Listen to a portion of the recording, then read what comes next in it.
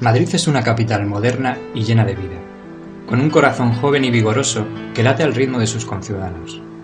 Una gran ciudad que es centro de todo, villa y corte donde conviven los sueños y frustraciones de millones de almas. Este es el reino del bullicio y la algarabía, con sus omnipresentes coches, sus ruidos y sus humos, un mundo con infinitas posibilidades de vida y ocio.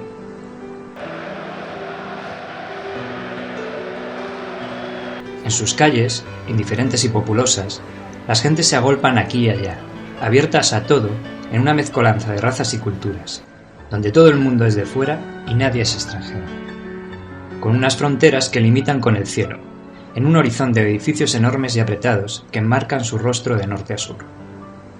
Fuera de la gran urbe, los espacios se abren, y los campos arropan a los pueblos y aldeas, dando vida al paisaje. Todas estas pequeñas comunidades viven de cara a la capital, con orgullo y a veces con envidia, sin mantenerse ajenas a los cambios y a los nuevos modos de vida, pero sabiendo mantener parte de su propia personalidad, cuidando su cultura y su comunidad, amparándose en la conservación de sus tradiciones y fiestas.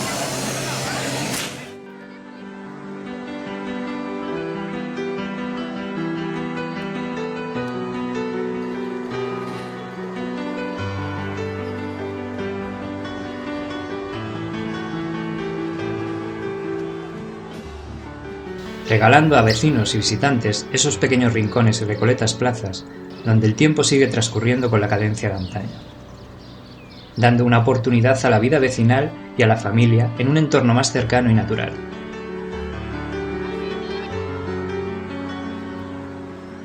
Estos son los dos mundos que conviven en nuestra región, uno reflejo de otro, pero siempre distintos, donde lo cosmopolita y urbano da la mano a lo rural y castizo.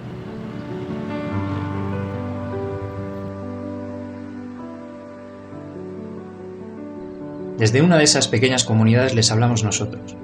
Somos fresnecenses, de Fresno de Torote, una pequeña localidad de la región a 38 kilómetros al este de la capital, a la que se llega por la comarcal 113, a medio camino de Guadalajara y a la vista de la bella Alcalá, en tierras de estepa y cereal, bañadas por el pequeño pero bravo río Torote.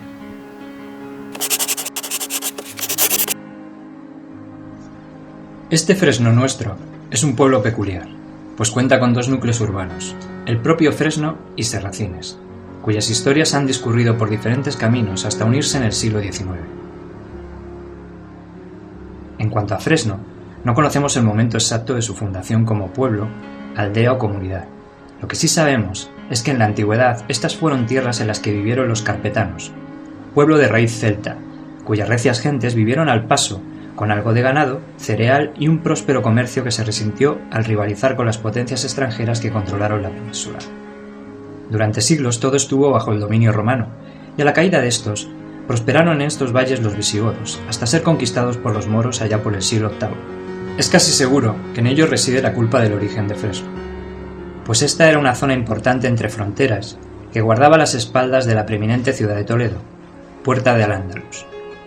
Todo el territorio que hoy ocupa la Comunidad de Madrid andaba por entonces salpicado de castillos, atalayas y aldeas, con una escasa población fronteriza que vivía con más trasiego que descanso entre las labores del campo y las idas y venidas de los ejércitos de la Cruz y la Media Luna.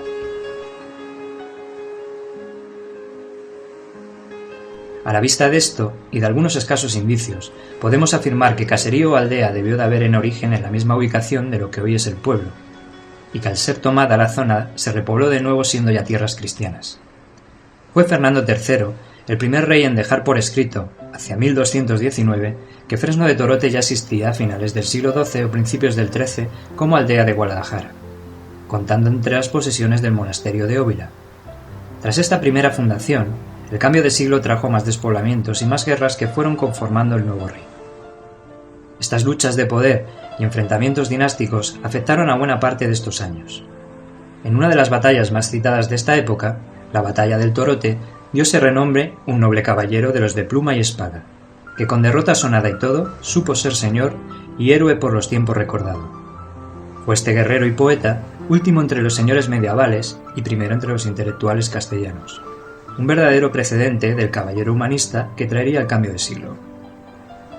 Concluida la guerra, recibió el buen señor tierras y beneficios por sus apoyos y servicios, y con la paz llega el momento de poblar aldeas y cultivar campos para hacer provechosos los feudos que dar en heredad.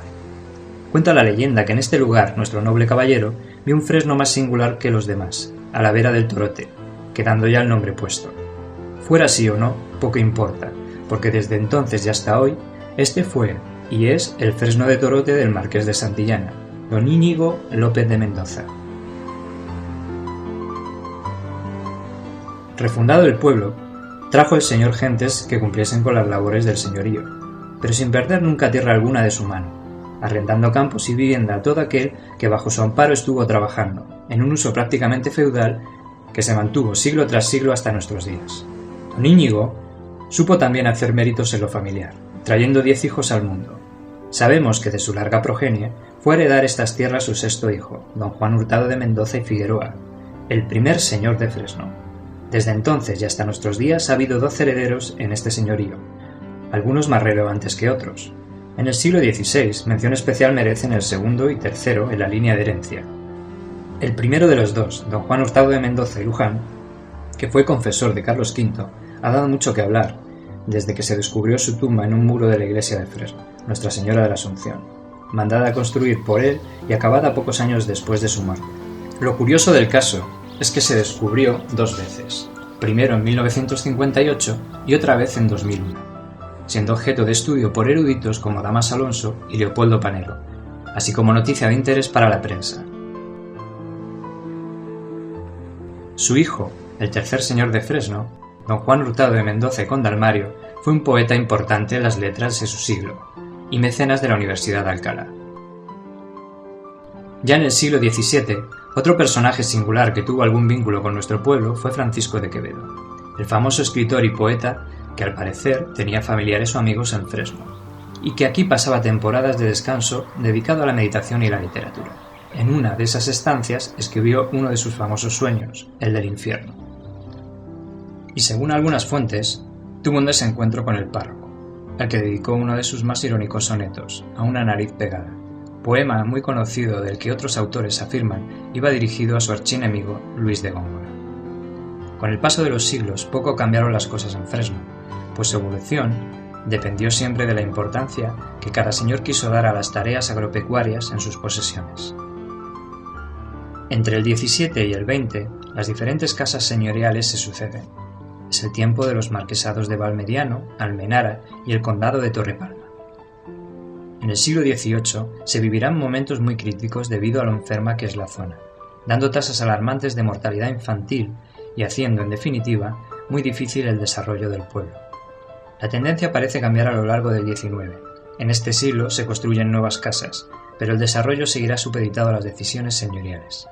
En los comienzos del siglo XX fueron muy mencionados los campos de Fresno y el Palacio del Espino, residencia construida por el marqués de Almenara años antes en las proximidades del pueblo. La razón no es otra que las reputadas cacerías de perdices a las que asistía el mismísimo Alfonso XIII y, sobre todo, las popularísimas carreras de galgos, muy celebradas en la prensa y en medios más modernos a lo largo del siglo XX. Hacía muy mal tiempo en los alrededores de Fresno de Torote, comarca madrileña donde se encuentra situado el coto federativo en el que se ha disputado la fase final de los 41 campeonatos de España de galgos en campo. Había nubes y un suelo pesado contra el cual debían luchar los ágiles canes que, pese a todo, arrancaron con fuerza tras la liebre, la cual, por la cuenta que le tenía, casi volaba. La misma cadencia hubieran tenido las cosas durante toda la centuria, de no ser por los traumáticos acontecimientos de los años 30. La guerra civil lo cambia todo. Con la resistencia que Madrid impone a los sublevados, hay carestía de alimentos, y muchas tierras se incautan para cubrir las necesidades de las tropas. En Fresno se organizó un puesto médico para enfermos y heridos de guerra, tomando el Palacio del Espino como centro de operaciones y la iglesia como hospital de campaña. En estos tiempos, Fresno conoce una figura popular apodada el Campesino, personaje muy polémico que se hizo un nombre en las batallas más conocidas de Madrid, llegando al grado de teniente coronel, que estuvo al cargo de este puesto y de la cooperativa que se creó para trabajar los huertos del pueblo, con el fin de producir alimentos para médicos y enfermos. Al terminar la contienda todo volvió a su ser. El conde de Torrepalma mantuvo la explotación y aquí siguieron algunos jornaleros, sus yeguas y sus correrías de galgos. Todo continúa igual, pero con una clara tendencia hacia el abandono, condicionado no solo ya por las decisiones del señor, sino por los cambios sociales y el desarrollo industrial y urbano que ofrecen nuevos modos de vida muy atrayentes. La desruralización afecta quizás en mayor medida a nuestro pueblo por sus propias particularidades. El ayuntamiento se traslada en el último cuarto de siglo y la práctica mayoría de sus habitantes también emigra, mientras Serracines, ese pequeño pueblo que hizo las veces de pedanía o agregado desde el siglo XIX, se va convirtiendo en el verdadero núcleo del municipio. En la última década acontece la muerte de don Jaime y otros familiares. Esto tiene como consecuencia el abandono progresivo de la actividad agropecuaria y el despoblamiento. Heredará el palacio y la finca, al no tener descendencia, su sobrino predilecto, el conde de Casa Valencia, que venderá parte de la propiedad a una sociedad anónima. A pesar de ello, las casas señoriales siguen teniendo presencia en estas tierras, y Fresno permanece como ejemplo singular de despoblación por razones que hunden sus raíces en el régimen señorial que lo originó. La sociedad compradora ha invertido medios para recuperar la actividad agraria, y ha rehabilitado un par de casas de la plaza, trayendo a nuevos trabajadores, aunque el abandono sigue siendo un problema. Hoy Fresno se aparece en el horizonte como un fantasma, olvidado por el paso del tiempo, pero manteniendo intacto el orgullo y la belleza de esas ruinas que vieron pasar tanta vida entre ellas. En cuanto a Serracines, hoy verdadero centro administrativo y demográfico, poco dicen las fuentes conocidas sobre su origen. Sabemos que fue una de las villas más antiguas del arciprestazgo de Guadalajara y que en un principio estuvo el pueblo edificado a menos de 2 kilómetros al otro lado del río, pero que se abandonó por una plaga de hormigas y por lo malsano que era el lugar hacia 1598. De las razones de su fundación poco se ha podido saber, pero al igual que en Fresno parece que en principio existía una pequeña granja o alquería que se poblaba cuando las guerras daban una tregua y que con el tiempo fue aspirando a ser aldea y más tarde villa ya en el siglo XV. Las fuentes aseguran que Serracines en el siglo XVI era un señorío laico perteneciente a doña Ana de Mendoza, la princesa de Éboli, pero que con la caída en desgracia de este personaje, nuestra historia se vuelve muy confusa al no existir casi documentos o textos que nos describan los acontecimientos posteriores. Probablemente sus posesiones, Serracines entre ellas, pasaron a la corona, y de aquí a los duques del Infantado, pues en los siglos XVII y XVIII estas son tierras de labranza, con arrendamientos otorgados a favor del excelentísimo señor duque del Infantado.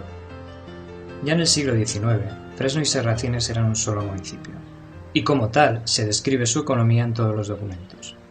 A partir de esta fecha, las tierras van pasando a nuevas manos, siendo adquiridas como venta o pagos por sus dueños actuales, terratenientes que las han trabajado hasta la actualidad.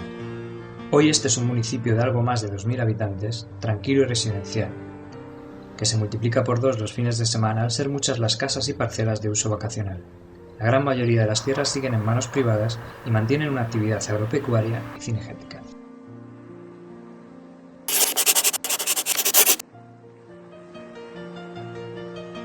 El término municipal de Fresno de Torote tiene 3.278 hectáreas, situadas en la zona este de la Comunidad de Madrid. Forman en su totalidad parte de la cepa 139, zona de especial protección para aves, nombrada por su tipo de ecosistema como estepas cerealistas de los ríos Jarama y Henares.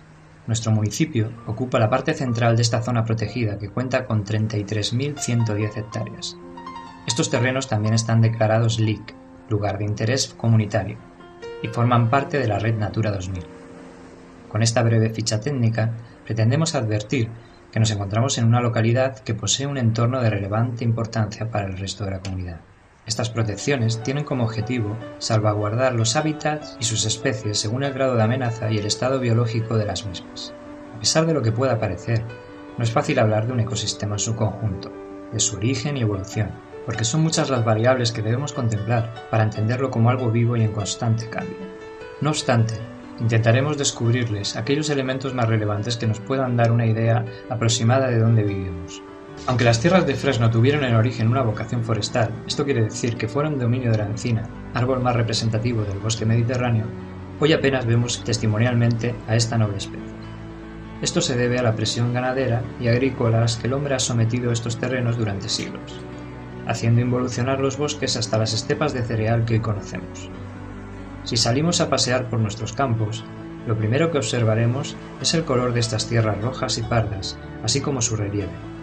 Este se muestra suavemente alomado con altitudes medias que oscilan entre los 650 y 750 metros. En la parte central, en el mismo eje que la carretera comarcal, de norte a sur, entre lomas y cerros, descubrimos un fondo de valle un tanto asimétrico, originado por la cuenca fluvial dominante, el río Torote y los pequeños barrancos y vaguadas que desembocan en él desde el este y el oeste. Si observamos un poco más detenidamente allí donde el arado no ha podido llegar, advertiremos cómo las pendientes, la orientación de las laderas o la afluencia de agua condicionan la vegetación, creando pequeños biótopos dentro del conjunto. La única cobertura arbórea está vinculada al agua, en los márgenes del río, en los barrancos y arroyadas que no han sido labrados o en las pequeñas lagunas que dejaron como herencia las extracciones de áridos en el pasado. Aquí distinguiremos por su porte y frondosidad a todos aquellos árboles más característicos del bosque de galería o fluvial, el chopo blanco y el chopo negro, el fresno, el olmo y los distintos tipos de sauces.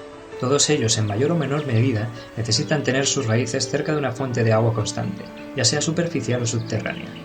Si miramos hacia el norte y giramos al este, en aquellos montes donde el arado abandonó su labor, veremos que entre los pastos empiezan a resurgir todo un cortejo de arbustos y leñosas que un día ya lejano acompañaron el adiós de la encina en estas tierras. Las genistas y retamas, los espinos y zarzales, los tomillos y lavandas adornan las laderas del monte bajo, acompañados aquí y allá por el sufrido almendro como árbol residente a falta de otros que puedan soportar estas condiciones.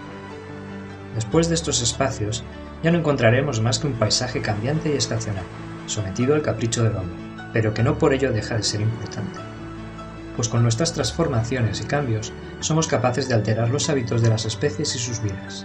En estas tierras de muda constante contemplaremos el trabajo de los agricultores, aquellos campos que descansan en barbecho y otros ya sembrados, en las que despuntan o se mecen en el viento el cereal. Aquí un pequeño olivar y, según la época del año, un girasol, campos de beza y algunos de avena y garbanzos. Todas estas tierras de cultivo rara vez descansan más de 2 o 3 años sin que el arado pase por ellas, pero cuando ocurre dan origen a esos pastizales de hierbas, cardos y otras plantas que componen el erial o tierra en baldío, que acompañan a las siembras y el barbecho, conformando ese aspecto estepario tan característico en esta zona.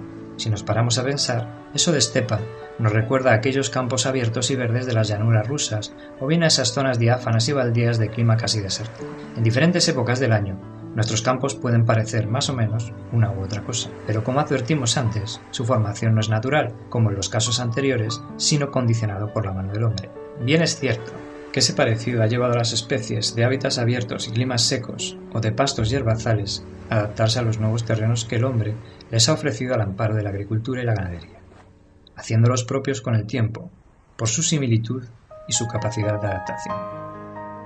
Hoy muchas de esas especies son el emblema inseparable de estos campos, y por ellas son sometidos a vigilancia y protección. En nuestros paseos son numerosas las sorpresas que podemos encontrarnos si vamos con los ojos abiertos y en silencio. Los campos de cereal, el bosque de galería y el monte bajo tienen, aparte de lo más característico, todo un cortejo de flora y fauna que les acompaña. Si paseamos por la ribera del río, podemos encontrar gran variedad de especies, las que viven casi todo el tiempo dentro de su zona de influencia y todas aquellas que por necesidad de agua o sombra se acercan a él. Entre las típicas están los anades reales, el pico picapinos, las palomas torcaces, las polluelas de río, la culebra de escalera, la culebra de agua, la lavandera, el ruiseñor, el gorrión molinero o el verdecillo. Más difíciles de ver son el turón, la comadreja o el intruso bisón, el simpático erizo, el gavilán, el azor o el martín pescador. Todos ellos viven en nuestro río, junto a otros muchos. En el monte bajo suelen verse el conejo y la perdiz, la urraca y el zorro, entre otros. Y en los campos, por ser el espacio más extenso, veremos un poco de todo. Según la época del año, liebres y perdices en cualquier recodo del camino. Oiremos el canto de la codorniz, veremos trigueros y jilgueros sobre cardos y espinos, bandos de palomas que comen en las rastrojeras, cobujadas y alondras en los terruños del barbecho, y grupos de aves frías que buscan gusanitos entre el barro de las tierras empapadas. O ese nuevo príncipe de las llanuras que es el corzo, que pasta a sus anchas entre el cereal, mirando con su curiosidad innata a los ciclistas y paseantes. Aquí, más difíciles se han de ver todas aquellas especies que están sujetas a protección, no solo por escasas, sino porque su defensa se basa en mantener la distancia con las amenazas. Todas ellas son muy recelosas y casi siempre nos divisarán antes de que nos percatemos de su presencia, pero siempre estarán para el observador cauteloso. Si son la butarda, majestuoso emblema de nuestros campos y joya de la cepa, el sisón, el alcaraván, la ortega o los aguiluchos, que aquí los hay en sus 3 variedades peninsulares. Si en nuestros paseos vamos acompañados de prismáticos, podremos divisar en los cielos todo un cortejo de aves rapaces y buitres, pues en nuestros campos viven o sobrevuelan a diario el águila imperial, que es el águila más amenazada del mundo, el águila real, el ratonero, el milano negro, el milano real, la guirilla calzada y el majestuoso buitre en su variedad negra y leonada. Son muchos los aficionados que vienen a observar este mundo maravilloso, paseando por nuestros campos o apostando sus telescopios en los bordes de los caminos o en el viejo pueblo, para deleitarse con la colonia de Cernícalo-Primilla y las grajillas del campanario. Si el paseante gusta de estas cosas, Fresno nunca le defraudará.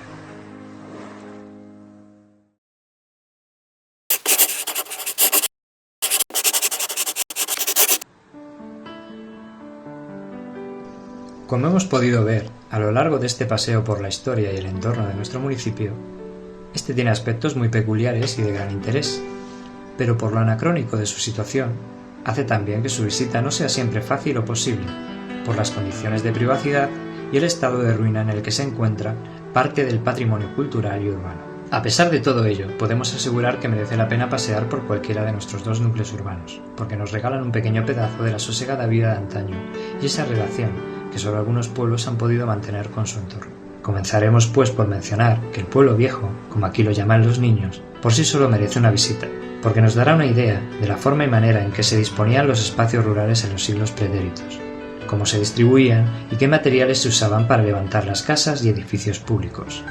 Fresno es un ejemplo vivo de arquitectura civil del siglo XVII y cuenta con monumentos singulares aún más antiguos. Si miramos con detalle, veremos unas viviendas concebidas para dar cabida a las necesidades de autosubsistencia de una familia. El huerto, el patio, el corral y el sobrado desván forman parte de las dependencias típicas de estas casas de carácter agrario. Apreciaremos, a pocos pasos que demos, que todo el pueblo son 2 calles y una plaza central, y que el conjunto busca la cercanía del río Torote y el pequeño arroyo Huazarán. Las apenas 2 casas habitadas, reconstruidas hace poco, no consiguen arrebatarle ese aire de fotografía antigua o de cuadro costumbrista, como si el tiempo nos hubiera regalado una imagen del pasado. No es de extrañar que sea objeto de las escuelas de pintura de la zona, por lo recurrente del tema. Su silueta se perfila perfectamente adaptada a un entorno que paradójicamente ha cambiado más que él mismo. Más allá de esta imagen, merece especial atención la iglesia de la Asunción. Edificio sobrio y elegante, de torre mudéjar, que cuenta con un pequeño pórtico de entrada. La iglesia tiene un solo cuerpo dividido en 3 calles separadas por columnas de orden compuesto. El entablamento que remata el retablo está decorado con relieves, y sus reliquias se encuentran por seguridad en custodia. A pesar de estar restaurada, hoy día no se usa para culto regularmente. En uno de sus muros, como ya se mencionó anteriormente, se encontró el pequeño féretro del segundo señor de Fresno, nieto del marqués de Santillana. Otro elemento singular que enseguida nos llamará la atención es una torre metálica del siglo XIX, que sobresale desde un patio trasero junto a la casa grande o de oficios. El cuerpo metálico se sostiene sobre un pedestal de ladrillo y en la parte superior cuenta con una caseta que servía para vigilar a los jornaleros. Tiene también una campana y un reloj que anunciaba el final de la jornada. La mencionada casa de oficios es una construcción del siglo XVII, ampliada posteriormente, claramente más grande y distinguida que las demás. Perteneció al marqués de Almenara y es un ejemplo de casa solariega de la nobleza agraria de la época, con una planta central y cuerpos adosados, con las dependencias típicas del momento. En la misma carretera comarcal tenemos que mencionar también la ermita de la Soledad, una pequeña construcción del siglo XVI, elaborada con materiales muy similares a la iglesia de Fresno, restaurada y en buen estado. Otras construcciones singulares son la Tejera, donde se piensa que se cocieron buena parte de los ladrillos usados en algunas construcciones del pueblo, y la bodega soterrada, ambas en no muy buen estado y de difícil acceso. Ya en Serracines, lo más relevante es el conjunto de viviendas de los siglos XVII al XIX que hay en torno a la plaza, y la iglesia parroquial de San Esteban Protomártir, edificio del siglo XVI en estilo mudéjar de ladrillo y mampostería, culminado con una espadaña renacentista. En su interior llaman la atención la techumbre de madera con toda su armadura a la vista, o las tumbas de 3 vecinos singulares del pueblo, enterrados aquí junto al altar, con epitafio y decorados de bajos relieves. Esta iglesia tiene actualmente uso de culto y está en buen estado.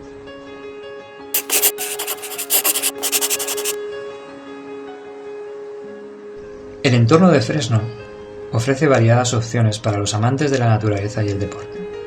Por eso no es de extrañar que la mayoría de las actividades que se realizan tengan que ver, de una u otra manera, con estas posibilidades. Dentro de la primera, ya hemos comentado que esta es una zona muy propicia para la observación, la fotografía o la pintura, así como para los aficionados del paisajismo en general. Aquí, muchos aficionados salen a nuestros campos para recoger setas, plantas y los frutos que dan nuestros montes y prados. Para aquellos que se decantan más por las actividades deportivas, aquí contamos con una red de caminos que pueden mostrarnos de una manera inmejorable los rincones más perdidos de nuestro municipio. Y qué decir tiene que con lo mismo cuentan los pueblos vecinos, estableciendo una red de kilómetros de sendas y vías pecuarias que nos proporcionarán jornadas inigualables en pleno contacto con la naturaleza. Un placer para los senderistas, corredores y amantes de la bici. Serracines cuenta también, gracias al esfuerzo de sus patrocinadores, con otras actividades más sofisticadas y modernas. Este es el caso del Airsoft, actividad que está generando una gran afición y que se viene desarrollando en unos terrenos cercanos al río Torote, cedidos por el ayuntamiento. Aquí se combinan un juego de estrategias militares con el disfrute de la naturaleza, una entretenidísima actividad entre amigos para los fines de semana.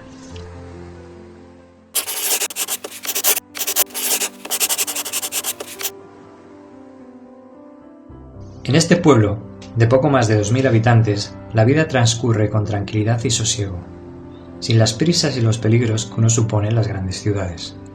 Los fines de semana, la población aumenta considerablemente con todas aquellas familias que tienen aquí una segunda vivienda. Este es un vecindario donde los parques y jardines bullen de muchachos y familias que conviven en el marco que les ofrece el pueblo como una extensión natural de sus propias casas. La amable fisonomía de sus calles, anchas, despejadas y llanas, hacen de Serracines un espacio que invita a vivir la vida bajo el cielo, siempre que el tiempo lo permita. Al no tener edificios de altura, sus horizontes son profundos y despejados, dejando volar la mirada y ensanchando el alma de todo aquel que se muestre sensible a estas pequeñas cosas que a veces nos dan la vida. Nuestros vecinos disfrutan aquí de las diferentes alternativas que le ofrece el municipio: deportes, juegos, tranquilos paseos o relajantes momentos de libro y descanso.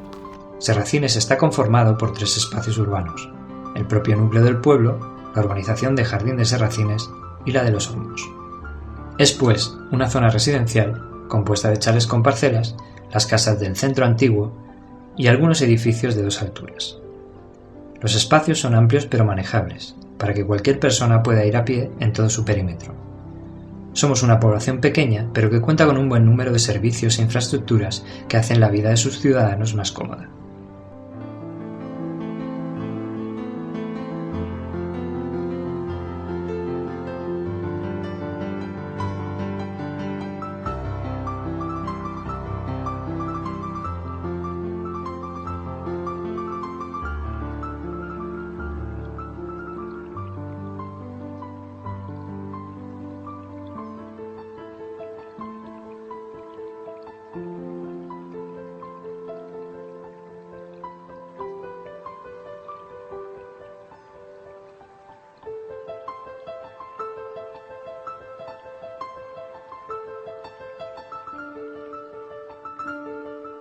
Dentro de que todo es mejorable, desde aquí sabemos apreciar lo que esto supone y agradecemos el poder vivir en una comunidad como esta, con orgullo y alegría, abiertos a todo aquel que quiera conocer nuestra hospitalidad o compartir nuestra vida.